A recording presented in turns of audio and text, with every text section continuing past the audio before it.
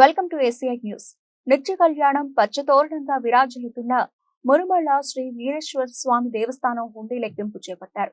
దేవాదాయ శాఖ సహాయ కమిషనర్ నాగమల్లేశ్వరరావు, తనిఖీ అధికారి జె రామలింగేశ్వరరావు, కార్యనిర్వాహక అధికారి మాచిరాజు లక్ష్మీనారాయణ సమక్షంలో హుండీలు లెక్కించారు. 70 రోజులకు గాను ఆలయ ప్రధాన హుండీ 5,57,638 రూపాయలు, నిత్య కళ్యాణం వద్ద కట్న కానుకల హుండీ 4,95,233 రూపాయలు, అన్నదానం హుండీ 1,58,085 రూపాయలు వెరసి మొత్తం 12,10,956 రూపాయలు ఆదాయం సమకూరిందని, ఒక విదేశీ డాలర్, టైటాన్ వాచ్ వచ్చినట్లు అధికారులు తెలిపారు. ఈ మొత్తాన్ని స్థానిక బ్యాంక్ ఆఫ్ బరోడాలో జమ చేయడం జరుగుతుందన్నారు.